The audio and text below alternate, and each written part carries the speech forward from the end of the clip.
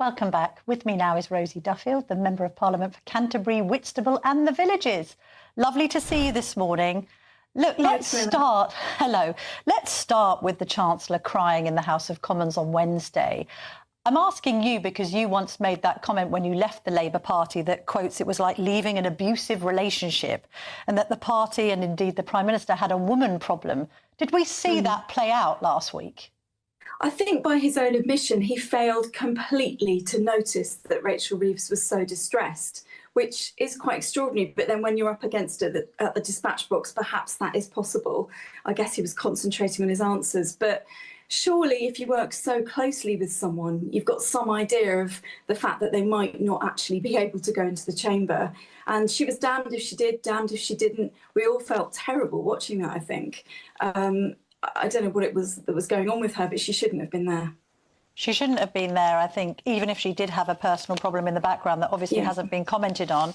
And I was just saying to Tim Montgomery, who was reviewing the newspapers with me this morning, there's a story in the Mail on Sunday saying the Tories warned Labour about Rachel's tears 17 minutes before PMQs. So there was knowledge that she was very upset before she even stepped towards the front bench.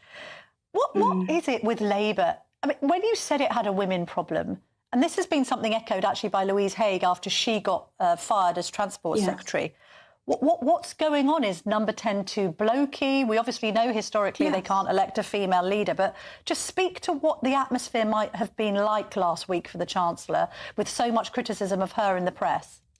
I think, you know, women who get in the way or who get a bit awkward get briefed against, i.e. the people who have paid an awful lot of money, the unelected kind of lads, now they're in Number 10 that were in the Leader of the Opposition's office and sort of dotted throughout those Labour networks.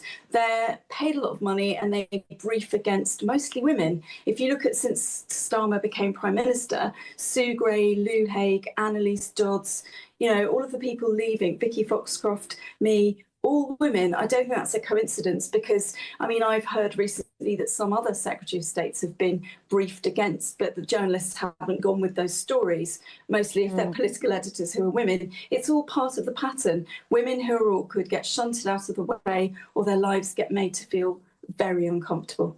That's interesting. The other one that springs to mind is the Culture Secretary, Lisa Nandy.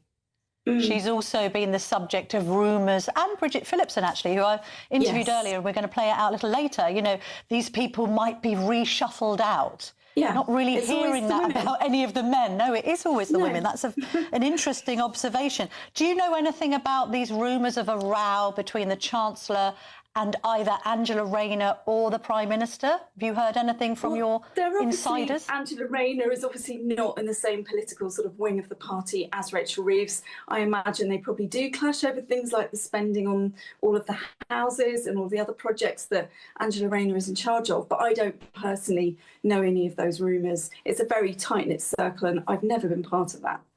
No, fair enough. What do you make of a year of Keir Starmer? We were just looking at some polling in the Mirror that makes for extremely uncomfortable reading. Is he on the right or wrong track? Only 8% think he's on the right track. 55% say wrong. His approval rating is now below that. Let me stress that, below that of Gordon Brown. It's an absolute disaster, Camilla. They have these expensive lads that I've just talked about who will spin things, in other words, make up stuff to say, you know, it's not that bad, he's doing a good job. Certain loyal MPs will repeat that, but nobody believes that. The public aren't stupid. Voters have been let down. It's not what they voted for. If you vote Labour, you expect a Labour government, and that's not what we've seen from day one.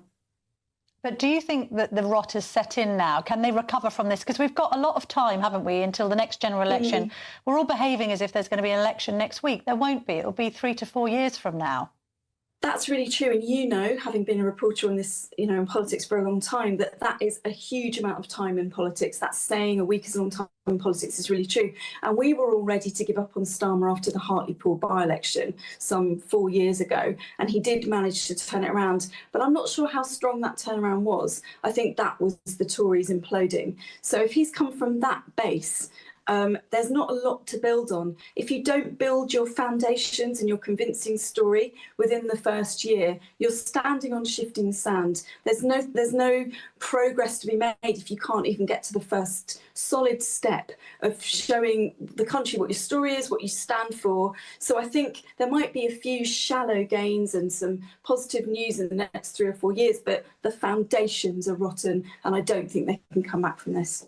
So do you think it's more a case that they haven't got a vision that they can spell out to the country? That's been the damaging thing, rather than the U-turns? I suppose the U-turns haven't helped, Rosie. But it's all of it. He's not a convincing leader, not only to the public, but to his own MPs, never has been. There's no vision, there's no inspiration. Look at all the people, the groups of people that have been let down, you know, OAPs, farmers, all the people that we constantly talk about, and as MPs will be told by those groups we're never voting Labour again. So all of they've let down that voter base. Working people are turning away from Labour. So I think there's so many things that have gone wrong that Keir, I would bet, cannot lead Labour into the next election.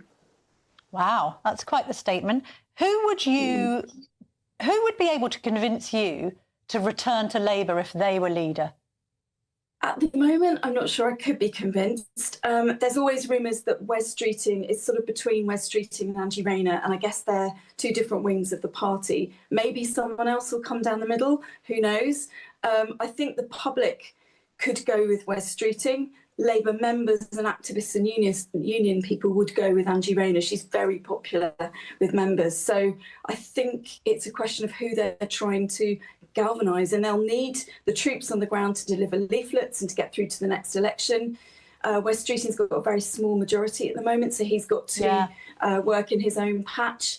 I don't think whoever takes over is going to lead the Labour Party to victory in the next election, though, I'm afraid. I don't want that to be true, but I think Labour are finished for a while.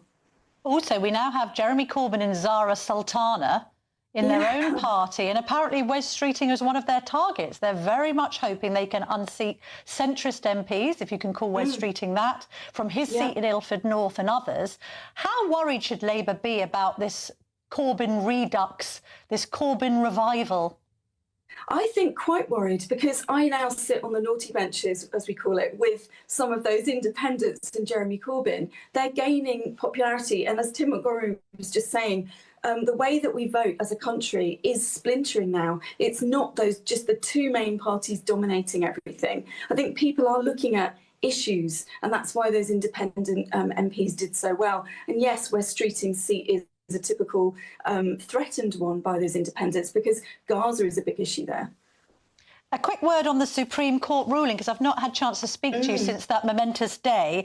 And there are concerns that a number of key institutions, including the Department for Education, still haven't come up with guidance, in that case for schools and children who are identifying as a different gender.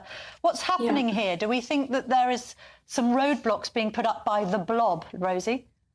I suspect that civil servants are all over the place on this. We've seen lots of institutions not willing to accept the Supreme Court judgment. It's been a real problem. And MPs are still fighting against the Supreme Court judgment.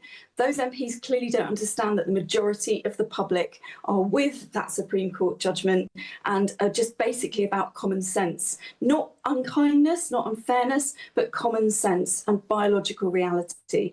And I think those institutions like the DfE, head teachers have been waiting for guidance since the last government. They need to get on with it, really. All right, Rosie Duffield, we need to leave it there, but thank you very much, as ever, for your time and your candour this morning. Thank you.